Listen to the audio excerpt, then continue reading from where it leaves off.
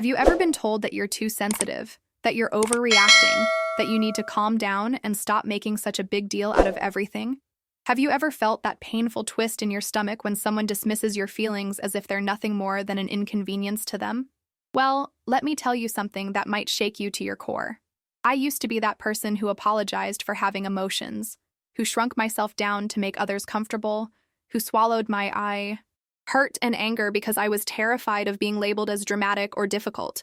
But then something happened that changed everything, something so profound that it completely transformed how I see myself, how I interact with the world, and how I demand to be treated. This is the story of how I went from being someone who was constantly invalidated and dismissed to someone who learned to invoice people for their emotional labor costs. And trust me, this journey was anything but easy. It started on a Tuesday afternoon. I remember it so vividly because Tuesdays had always been my least favorite day of the week, that awkward middle child of days that nobody really pays attention to. And I was sitting in my living room, phone in hand, tears streaming down my face after yet another conversation where my feelings were completely disregarded. My best friend of 7 years had just told me, for what felt like the 100th time, that I was being too emotional about something that had genuinely hurt me. She had canceled our plans at the last minute again, the third time that month, and when I tried to express how that made me feel undervalued and like our friendship wasn't a priority to her, she sighed deeply and said those words that would become the catalyst for everything that followed. "You're overreacting again. You always do this. You need to stop being so sensitive about everything." And something inside me just broke. Not in the way you might think, not in a defeated, crumbling kind of way, but in the way that a cocoon breaks open to let a butterfly emerge. I sat there on my couch, surrounded by throw pillows that suddenly felt like they were mocking my vulnerability. And I realized that this wasn't just about my friend. This was about a pattern that had been repeating itself throughout my entire life, with family members, romantic partners, colleagues, and friends, all of them telling me that my emotions were too much, that my reactions were disproportionate, that I needed to toughen up and stop being so fragile. But here's the thing that nobody tells you about being constantly invalidated. It doesn't make you stronger or more resilient. It makes you question your own reality. It makes you wonder if maybe they're right, if maybe you are too sensitive, too emotional, too much. It makes you start apologizing for taking up space, for having needs, for daring to express when something hurts you. I had spent so many years trying to compress myself into a more palatable version, trying to be the cool girl who doesn't care, the understanding friend who never complains, the accommodating daughter who never rocks the boat. And I was exhausted. I was so tired of pretending that things didn't hurt when they did, tired of making excuses for people who repeatedly showed me that my feelings didn't matter to them, tired of being the emotional punching bag who was expected to just absorb everyone else's thoughtlessness and keep smiling. That Tuesday afternoon, sitting in my living room with tears drying on my cheeks and a hollow feeling in my chest, I made a decision that would change everything. I decided that I was done. Done apologizing for my emotions. Done accepting crumbs from people who should be offering me full meals. Done letting people tell me that my legitimate hurt was an overreaction. I decided that if people were going to treat my emotional well-being as something trivial and dismissible, then I was going to start treating it like what it actually was: valuable, important, and worthy of protection. I grabbed my laptop, opened a new document, and I started typing. I didn't know exactly what I was doing at first, but the words just poured out of me like they'd been waiting years to escape. I created what I called my emotional labor invoice, a detailed breakdown of all the ways people had been making withdrawals from my emotional bank account without ever making any deposits. I listed every canceled plan, every dismissed feeling, every time someone had told me I was overreacting when they had genuinely hurt me, every moment I had to comfort someone who had caused me pain, every conversation where my boundaries were trampled, and I assigned each one a value. Not a monetary value at first, but a value in terms of the emotional energy it had cost me, the sleep I had lost, the anxiety it had caused, the self-doubt it had planted.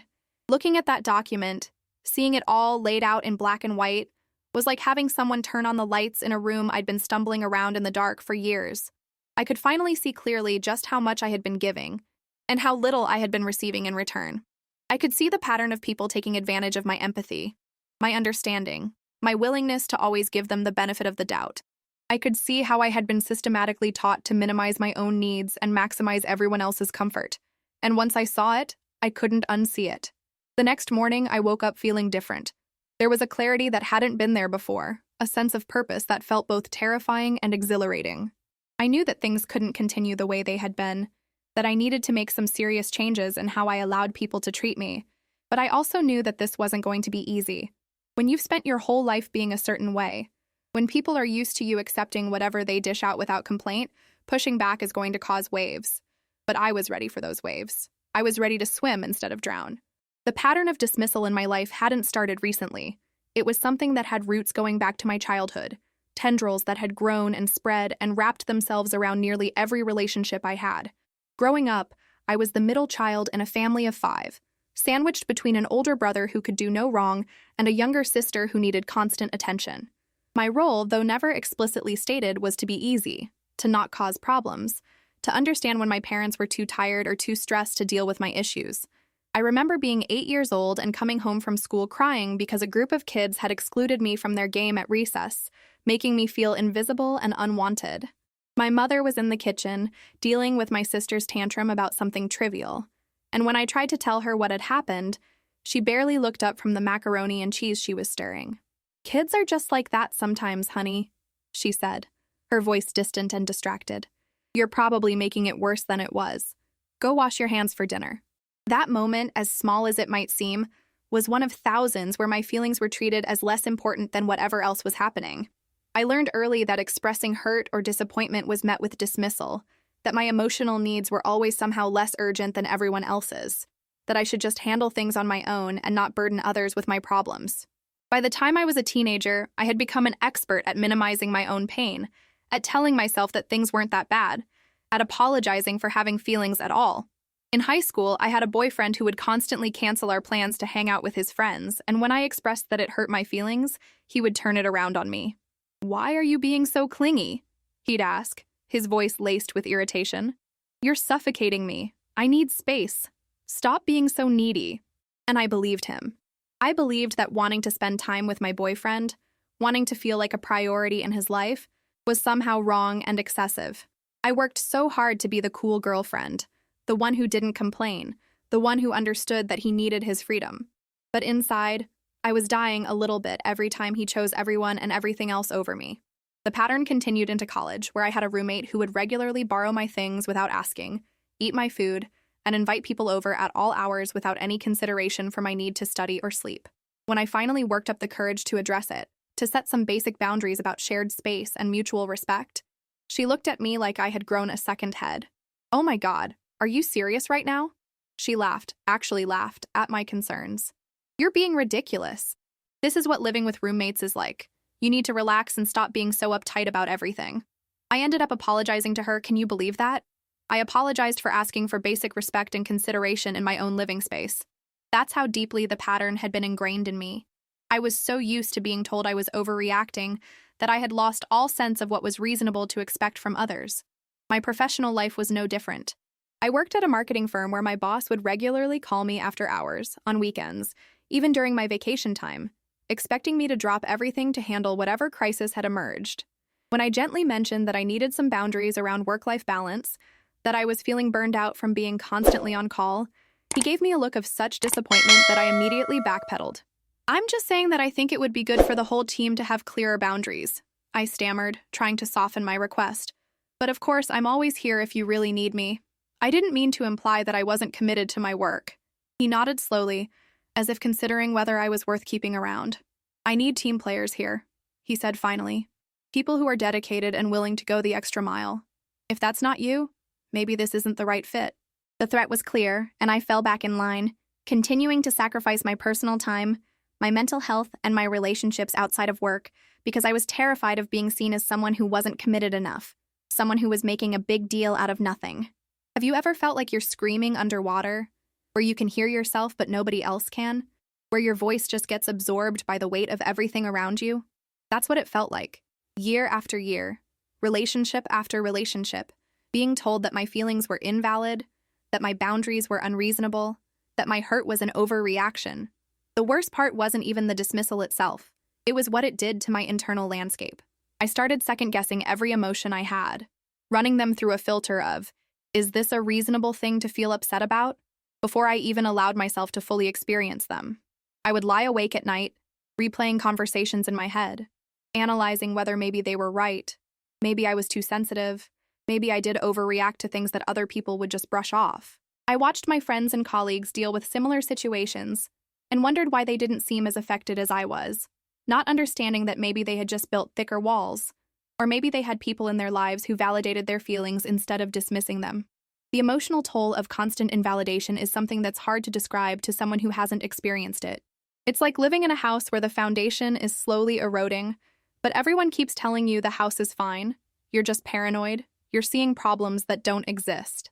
Eventually, you start to doubt your own perception of reality. You start to wonder if maybe you are the problem. If maybe there's something fundamentally wrong with you that makes you unable to just roll with the punches like everyone else seems to. I developed anxiety that manifested in physical symptoms. My stomach would be in knots before any conversation where I might need to express a boundary or address a hurt. My hands would shake when I thought about confronting someone about their behavior. I would get headaches that lasted for days after being dismissed or invalidated. My self-esteem, which had never been particularly robust to begin with, crumbled into dust. I felt like I was walking through life as a ghost, present, but not really there, going through the motions but not truly living, too afraid to take up space or make waves or demand the respect and consideration I deserved. The awakening didn't happen all at once. It was more like a series of small revelations that built on each other until I couldn't ignore them anymore. A few weeks after that tearful Tuesday afternoon with my best friend, I was scrolling through social media late at night, doing that thing where you're too tired to sleep but too wired to do anything productive, and I came across a post that stopped me mid-scroll. It was a quote that said, "You're not too sensitive. They're just not sensitive enough." Such a simple statement, but it hit me like a freight train.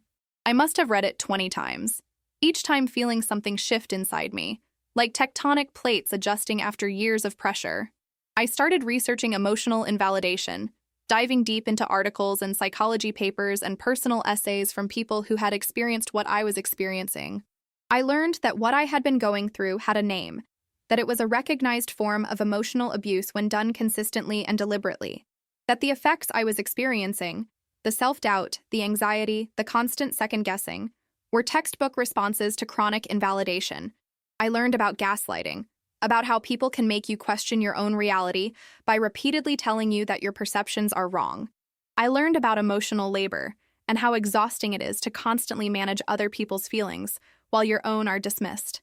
I learned about boundaries and how they're not selfish or unreasonable, but necessary for healthy relationships. The more I learned, the angrier I became, not just at the people who had dismissed me, but at myself for allowing it to continue for so long, for not standing up for myself sooner, for accepting crumbs when I deserved the whole damn meal. But beneath the anger was something else, something that felt like hope. Because if this was a recognized thing, if other people had experienced it and survived it and learned to set boundaries and demand better treatment, then maybe I could too. I started paying closer attention to my relationships, really examining them with this new lens of awareness. I noticed patterns I hadn't seen before, or maybe I had seen them but had convinced myself they didn't matter. I noticed how certain people only reached out when they needed something from me, when they wanted emotional support or advice or help, but were mysteriously unavailable when I needed the same. I noticed how conversations were always about their problems, their lives, their dramas, and whenever I tried to share something I was going through, the subject would somehow shift back to them within minutes. I noticed how my boundaries were treated as suggestions rather than requirements, how my no was always met with negotiation or guilt-tripping until I caved and said yes. I noticed how my achievements were met with lukewarm responses while their every minor success required elaborate celebration. I really noticed, and I couldn't believe I had been blind to it all for so long. One evening, I was having dinner with a group of friends, and one of them was complaining about her boyfriend for what felt like the 20th time that month. She was going on about how he had done something thoughtless again, how she was so hurt and didn't know what to do, and everyone at the table was offering sympathy and advice and validation. I listened, offered my own thoughts, and then, in a moment of vulnerability, I shared something similar that had happened to me with someone I was dating. I talked about how he had stood me up for the third time, how when I called him on it, he had told me I was being dramatic and should be more understanding of his busy schedule. The reaction was different. There was an uncomfortable silence, and then one of my friends said, "Well, maybe he really is just busy. You know how stressful his job is." Another chimed in, "Yeah, and you do tend to take things a bit personally sometimes." The friend who had just been complaining about her boyfriend added, At least he usually shows up, right? Nobody's perfect. I felt my face flush with embarrassment and hurt, that familiar sensation of being dismissed washing over me like a cold wave. But this time, instead of just swallowing it and moving on, instead of apologizing for bringing it up, something inside me stood up and said, enough. I looked around the table at these people I had called friends, at these women I had supported through countless crises and disappointments, and I saw clearly for the first time that the support only flowed one way.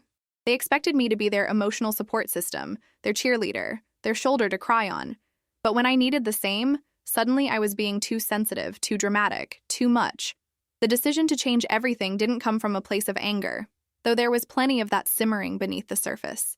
It came from a place of exhausted resignation, mixed with a stubborn refusal to accept that this was all I deserved. I went home from that dinner feeling hollow and raw, like someone had reached inside me and scooped out everything that had been holding me together. I poured myself a glass of wine, sat down at my kitchen table, and I asked myself a question I had been avoiding for years. What did I actually want my life to look like? Not what others expected, not what would make me easiest to deal with, not what would keep the peace, but what did I genuinely want for myself? The answer came surprisingly quickly once I allowed myself to consider it honestly. I wanted relationships where my feelings mattered as much as anyone else's. I wanted friends who showed up for me the way I showed up for them. I wanted to stop apologizing for having needs and boundaries. I wanted to stop shrinking myself to fit into spaces that were never designed to hold me. I wanted to feel valued and respected and heard. I wanted to stop feeling like I was constantly auditioning for people's affection and approval, always one complaint away from being rejected. I wanted peace, real peace, not the fake peace that comes from swallowing your hurt and pretending everything is fine. And I realized that none of these things were going to magically appear in my life. Nobody was going to swoop in and grant them to me. If I wanted things to change, I had to be the one to change them, even if that meant uncomfortable conversations, even if that meant losing relationships that weren't serving me, even if that meant being seen as difficult or dramatic or too much. I was done being easy. I was done being convenient. I was done being the person everyone could treat however they wanted because they knew I would never push back. That night, I pulled out my emotional labor invoice document and I expanded it. I created categories. People who consistently canceled plans without consideration. People who dismissed my feelings. People who took without giving. People who violated my boundaries. People who expected me to manage their emotions while invalidating mine. Under each category, I listed specific instances, dates when possible, the emotional impact each had on me, and most importantly, what I needed to change going forward. For some people, I realized that the relationship couldn't continue in its current form. It needed to either evolve or end. For others, I recognized that I had been enabling the behavior by not speaking up, by not enforcing consequences, by always being available no matter how they treated me. I decided to implement a new system in my life, one that I called boundaries with consequences. It wasn't about punishing people or seeking revenge. It was about protecting myself and teaching people how I expected to be treated. If someone canceled plans on me without a legitimate reason, there wouldn't be a next time until they acknowledged the impact and showed consistent change. If someone dismissed my feelings, I would disengage from the conversation and the relationship temporarily, giving them space to reflect on whether they valued having me in their life. If someone expected emotional support from me while providing none in return, I would stop being available for their crises until there was reciprocity. It felt revolutionary and terrifying all at once. I knew that implementing these boundaries was going to cost me some relationships, and that scared me because even though these relationships were making me miserable, they were familiar.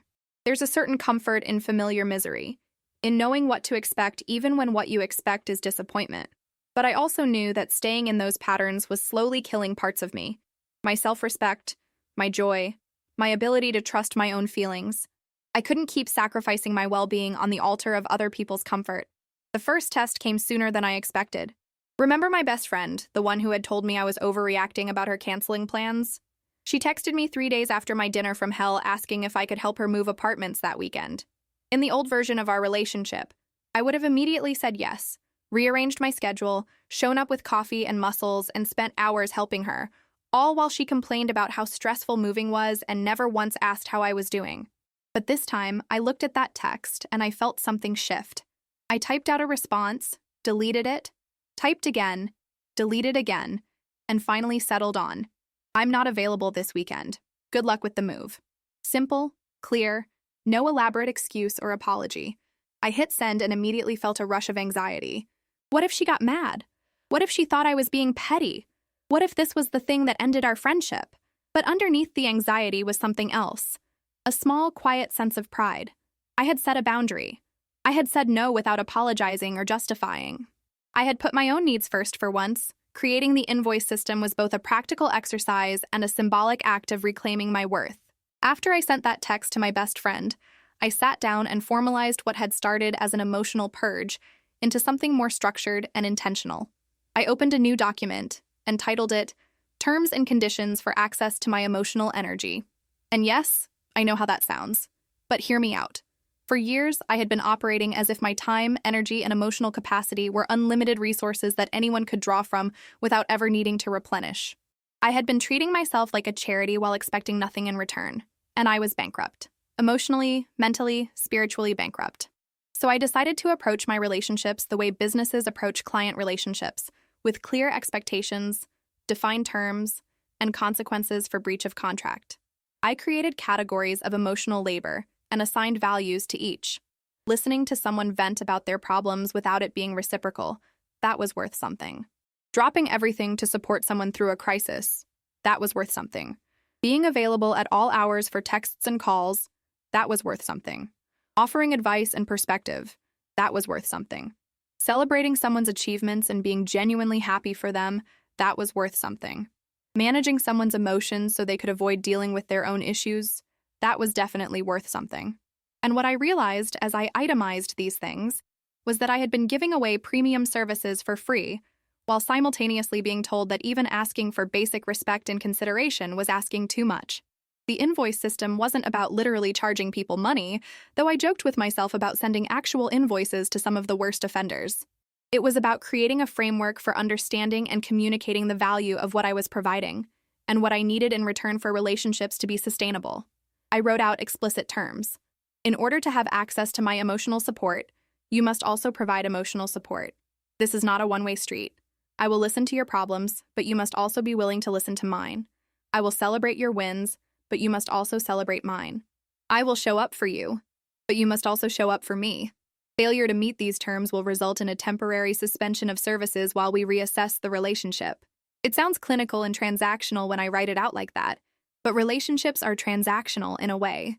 Not in a cold, calculating sense, but in the sense that healthy relationships require give and take, reciprocity, mutual investment. The problem with my past relationships wasn't that there was an exchange happening, it was that the exchange was wildly imbalanced, with me giving everything and receiving scraps. I created a tracking system where I would note interactions with people. Did they ask how I was doing? Did they remember important things I had told them? Did they make time for me? Did they respect my boundaries? Did they validate my feelings even when they didn't fully understand them? I would give people credits for positive interactions and debits for negative ones, not because I was keeping score in a petty way, but because I needed an objective measure of whether these relationships were actually mutual, or if I was just fooling myself into thinking they cared about me as much as I cared about them. The results were illuminating and heartbreaking. Some people had massive negative balances. They had been withdrawing from my emotional bank account for years without ever making a single deposit. Others had more balanced accounts, showing that there was genuine reciprocity even if the relationship wasn't perfect. A few people had positive balances, people who actually gave more than they took, people I had been taking for granted because I was so focused on the ones who were draining me. I decided to categorize my relationships into tiers based on their account balances and the patterns I observed. Tier 1 was for people who had demonstrated consistent reciprocity, respect, and genuine care for my well-being. These people would continue to have full access to my time and energy. Tier 2 was for people who had generally positive balances but had some areas needing improvement. These people would have continued access but with more clearly defined boundaries. Tier 3 was for people with significantly negative balances who had shown some willingness to change. These people would have limited access while we worked on rebalancing the relationship. Tier 4 was for people with deeply negative balances who had shown no willingness to change or acknowledge their behavior. These people would be cut off completely until they could demonstrate genuine transformation. My best friend fell squarely into Tier 3, bordering on Tier 4. Over our 7-year friendship, she had canceled plans 62 times with less than 24 hours' notice, had never once asked me how I was doing when she called, had made my problems about herself on the rare occasions I shared them, had borrowed money and never paid it back, had missed every important event in my life while expecting me to show up for all of hers, and had consistently told me I was overreacting whenever I expressed hurt about any of this. The data didn't lie. This wasn't a friendship. It was a one-person fan club where I was the only member, and she was the reluctant celebrity who showed up when she needed something. I started implementing the invoice system gradually, testing the waters to see how people would respond to the new boundaries I was setting. When my coworker asked me to cover her shift for the third week in a row, I said no without offering an excuse. When my mother called to complain about my father but cut me off when I tried to share something I was dealing with, I politely told her I needed to go and ended the call. When the guy I was dating suggested we keep things casual after I expressed wanting more commitment, I told him that casual wasn't working for me and ended things. Each boundary I set felt like ripping off a band-aid, painful in the moment but ultimately necessary for healing. And here's what I discovered. People really don't like it when you stop being a doormat. They get uncomfortable, defensive, sometimes angry when you stop accepting whatever they offer and start demanding what you actually deserve.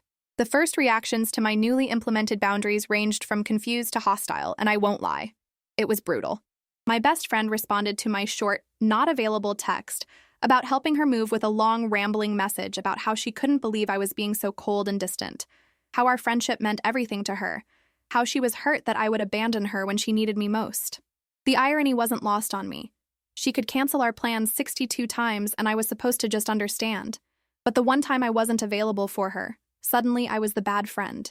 I didn't respond immediately, which was new for me.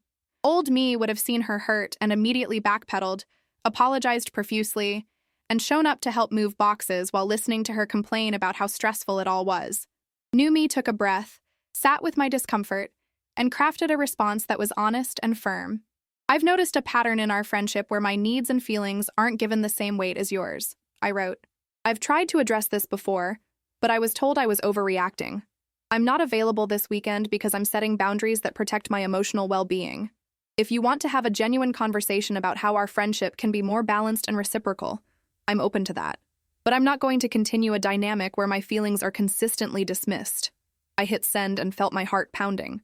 Would she understand? Would she be willing to look at her behavior honestly? Would this be the end of our friendship? Her response came an hour later. Wow, I can't believe you're making such a big deal out of this. I thought we were friends. Friends help each other. But if you want to be selfish and keep score, that's on you.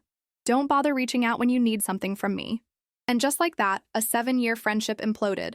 Not because I had done anything wrong, but because I had stopped accepting being treated as less than. It hurt. God, it hurt like losing a limb. But it also clarified something important. She had never valued the friendship itself. She had valued what she could get from me. When that supply was cut off, she had no interest in doing the work to create a healthier dynamic. My mother's reaction was different but equally challenging. After I started setting boundaries around our phone calls, limiting them to 30 minutes, insisting that we take turns sharing what was happening in our lives, refusing to be the emotional dumping ground for her marriage problems, she became hurt and withdrawn. I don't understand why you're being like this, she said during one call, her voice thick with tears. I'm your mother. I gave birth to you, raised you, sacrificed everything for you, and now you're putting time limits on talking to me? What's happening to you? You've changed, and not in a good way. The guilt was crushing. Here was my mother, crying, telling me I had hurt her, and every instinct I had was screaming at me to take it back, to apologize, to go back to being the dutiful daughter who absorbed all her pain without complaint. But I also remembered all the times she had dismissed my feelings growing up, all the times my hurt had been inconvenient, all the years I had spent believing my needs didn't matter as much as everyone else's. Mom, I love you, but I can't be your therapist anymore, I said gently but firmly. It's not healthy for either of us. I want to have conversations with you where we both share and listen, where it's not just about your problems, but also about my life. That's what a healthy mother-daughter relationship looks like. She hung up on me. We didn't speak for 3 weeks, which was the longest we had gone without talking since I left for college.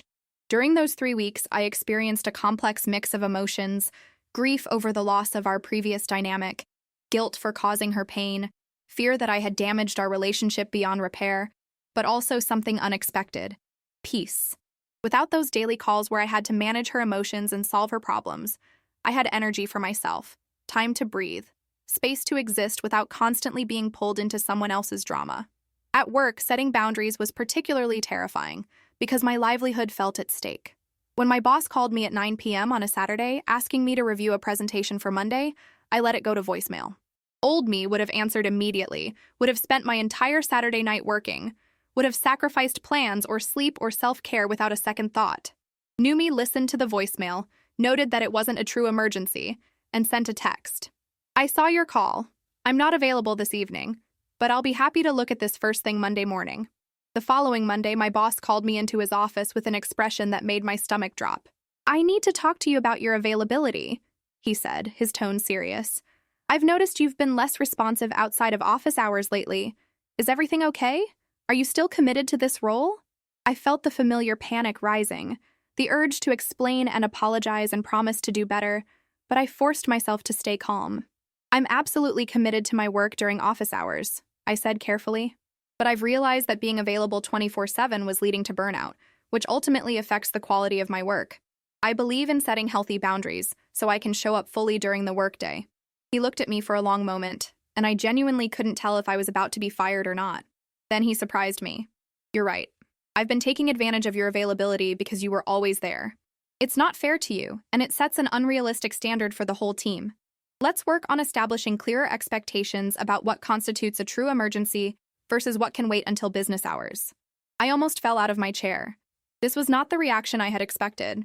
Apparently, sometimes when you set boundaries, people actually respect them. Who knew?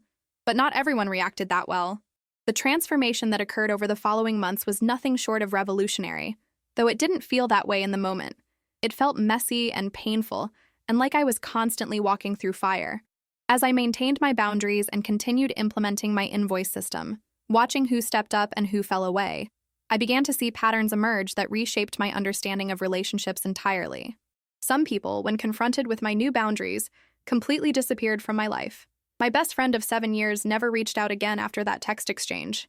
Several people from my friend group who had gotten used to me being their on-call therapist gradually stopped inviting me to things.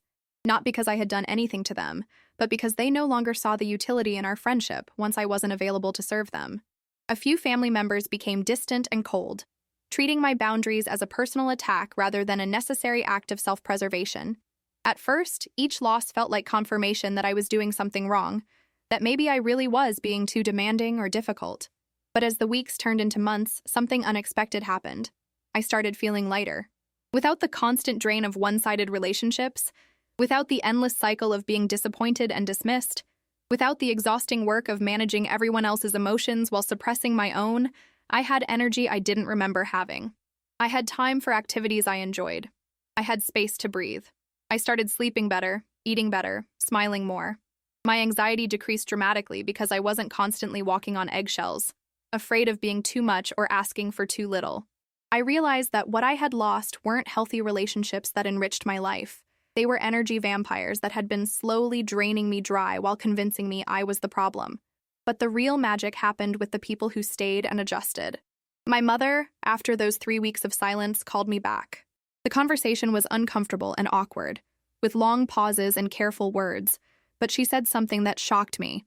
I've been thinking about what you said, and you're right. I've been using you as an emotional dumping ground, and that's not fair. I've made an appointment with a therapist because I need to deal with my issues instead of constantly putting them on you. Can we try again? But differently this time. I cried during that call. Not from sadness, but from relief and hope. We started having shorter, more balanced phone calls where we both shared and both listened. It wasn't perfect. Old patterns don't die easily, but there was genuine effort on both sides to create something healthier. Our relationship became more authentic, more equal, more like what a mother-daughter relationship should be. I made new friends too.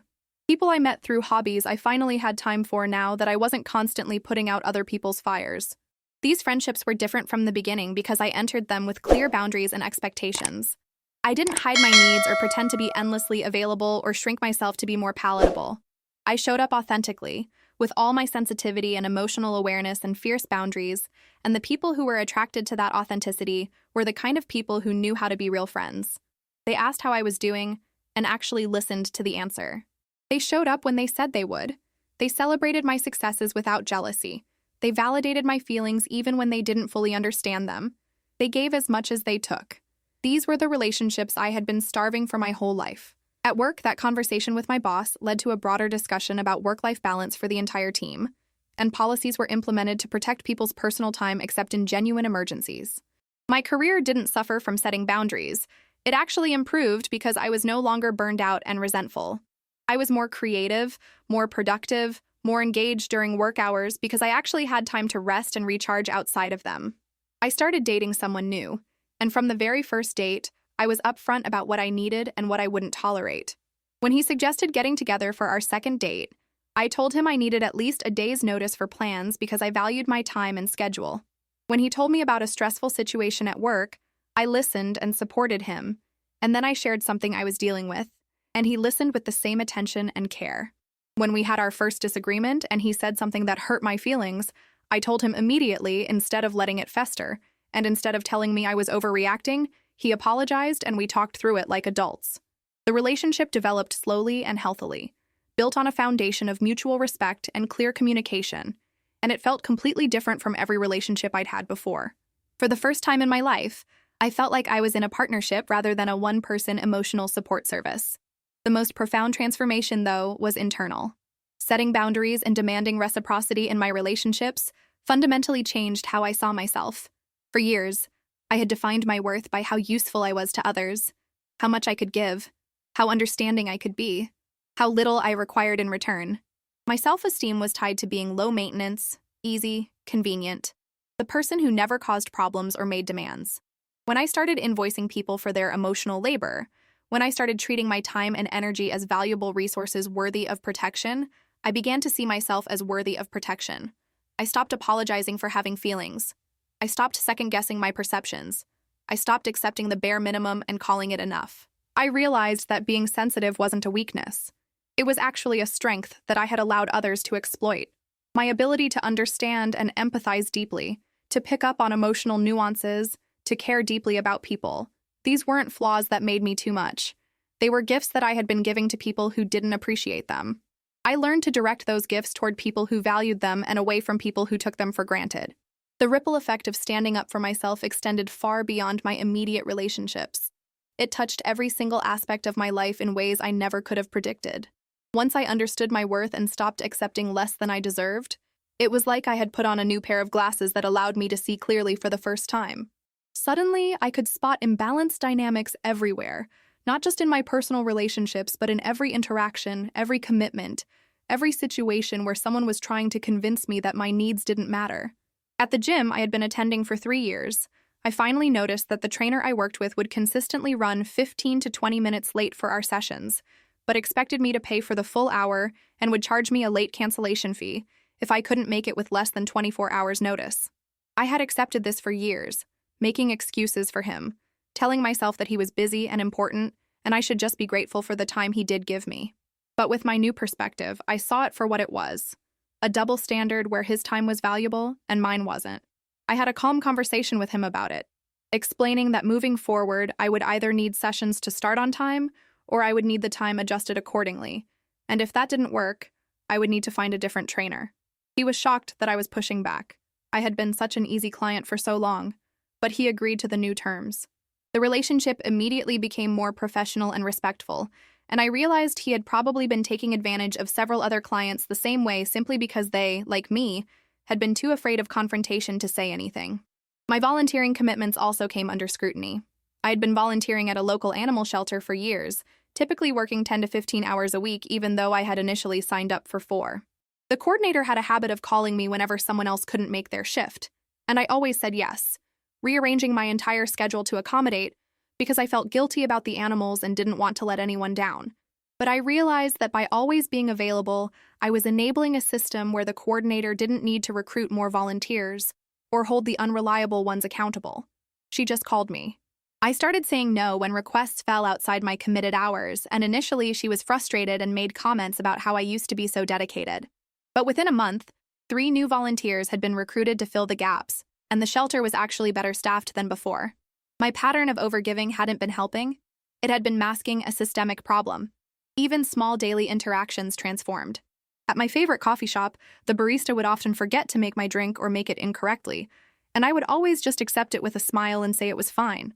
After all, mistakes happen, right? But when I started paying attention, I noticed this happened almost every time I came in, while other customers' orders were consistently correct.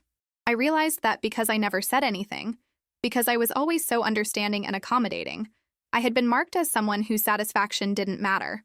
The next time it happened, I politely but firmly said, "This isn't what I ordered.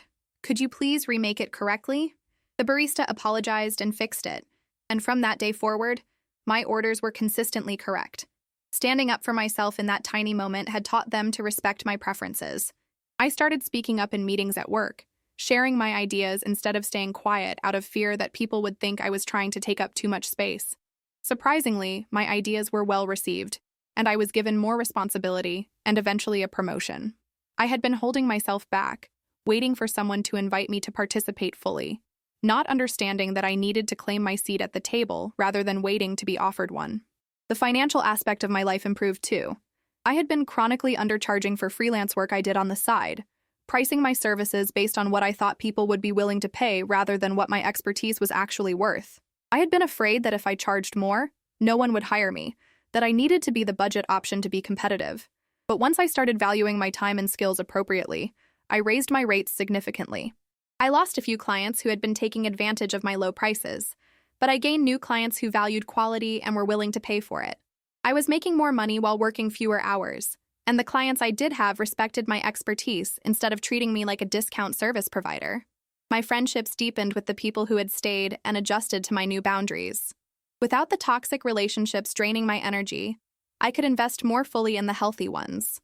I organized a small dinner party and invited only the people who had proven themselves to be genuine friends, the ones who showed up, who listened, who gave as much as they took. Sitting around my table that evening, laughing and sharing and feeling truly seen and valued, I realized this was what friendship was supposed to feel like. These were my people, the ones worth keeping, the ones who enhanced my life rather than depleting it. Even my relationship with social media changed. I unfollowed accounts that made me feel bad about myself or that promoted toxic dynamics disguised as normal. I stopped engaging with people who left dismissive or invalidating comments. I curated my online space to be nourishing rather than draining, recognizing that even digital interactions required boundaries. The pressure to be available for everyone, to respond immediately to every message, to perform constant positivity and perfection, I let it all go. I posted when I wanted to, responded when I had the energy, and ignored the guilt trips about being distant or changed. Looking back now, months into this journey of transformation, I can see how every single decision to stand up for myself, to set a boundary, to invoice someone for their emotional labor costs, was a small act of revolution. I was rebelling against a lifetime of conditioning that told me my worth was determined by how much I could give without asking for anything in return, that my value lay in being convenient and understanding and endlessly accommodating. I was rejecting the notion that sensitivity and emotional awareness were weaknesses to be overcome rather than strengths to be celebrated. I was refusing to shrink myself down to fit into spaces that were never designed to hold the fullness of who I am. The most important lesson I learned through all of this is that people will treat you exactly how you teach them to treat you. For years, I had been teaching people that they could dismiss my feelings, violate my boundaries, take without giving, and face no consequences. I had trained them to see me as someone whose needs didn't matter, whose time wasn't valuable, whose hurt was an overreaction, and they learned that lesson well. But once I started teaching them something different, that I had worth, that I demanded respect, that my feelings were valid, that there were consequences for treating me poorly, everything changed. Some people couldn't or wouldn't learn the new lesson, and those people fell away. Others learned and adjusted, and those relationships became healthier and more fulfilling than I had ever thought possible. I wish I could tell you that there's a magic formula, a perfect script that makes setting boundaries easy and painless. But the truth is, it's hard. It's uncomfortable. It requires you to sit with guilt and fear and the possibility of loss. It requires you to value yourself even when others are telling you you're being selfish or difficult. It requires you to believe that you deserve better, even when your entire history tells you to be grateful for whatever crumbs you're given. It requires you to be willing to lose relationships that aren't serving you, even when those relationships are familiar and letting them go feels like cutting off a part of yourself. But I can also tell you that it's worth it. Every difficult conversation, every boundary that felt impossible to set, every relationship that ended because they couldn't respect the new terms, every moment of doubt when I wondered if I was making a huge mistake, it was all worth it. Because on the other side of that discomfort is a life where you actually matter, where your feelings count, where your needs are met, where your relationships are reciprocal and nourishing rather than draining and one-sided. On the other side is peace, real peace, not the fake peace that comes from avoiding conflict by sacrificing yourself. On the other side is authentic connection with people who see you and value you for who you actually are, not for what you can do for them. On the other side is self-respect and self-trust, and the knowledge that you have your own back even when no one else does. Have you ever felt like you've been giving and giving until there's nothing left of yourself? Have you ever been told you're too sensitive when someone hurt you? Or that you're overreacting when you tried to set a boundary? Have you ever felt invisible in your own relationships? Like your feelings and needs are just background noise that everyone else ignores? If any of this resonates with you, I want you to know that you're not alone. So many of us have been conditioned to believe that our worth is tied to how much we can endure, how little we require, how understanding we can be of others while expecting nothing for ourselves. But it doesn't have to be that way. You can change the dynamic. You can start invoicing people for their emotional labor costs, not literally, but by implementing boundaries and demanding reciprocity, and walking away from relationships that consistently leave you feeling depleted and dismissed. You can stop being everyone's emotional support system and start being your own first. You can stop apologizing for having feelings and start surrounding yourself with people who validate them even when they don't fully understand them.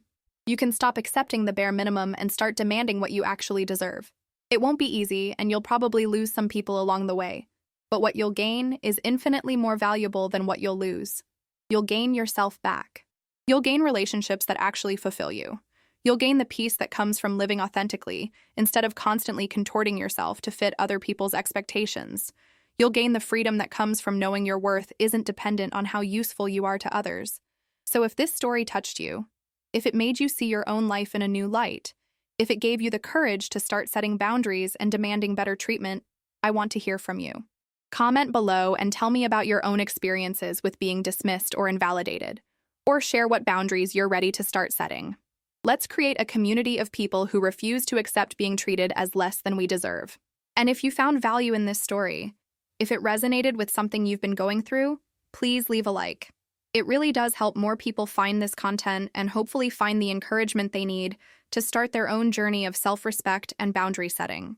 Make sure you're subscribed to Living Through It because I share more stories like this, more real-life experiences about navigating difficult relationships, setting boundaries, and learning to value yourself in a world that often teaches you to do the opposite. Hit that notification bell so you don't miss any future videos, because trust me, we're just getting started on this journey of living authentically and demanding the respect we deserve. Remember, you're not too sensitive. You're not overreacting. Your feelings are valid, your needs matter, and you deserve relationships where you're valued as much as you value others. Stop accepting less than you deserve and start invoicing people for their emotional labor, whether that's through clear boundaries, direct communication, or simply walking away from situations that consistently diminish you.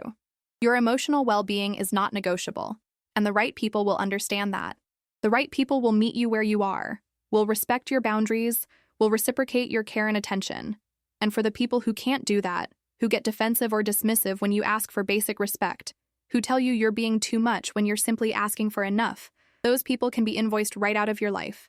Thank you for watching, for listening, for being part of this community. Now go out there and start treating yourself with the same compassion and understanding you've been giving everyone else. You deserve it.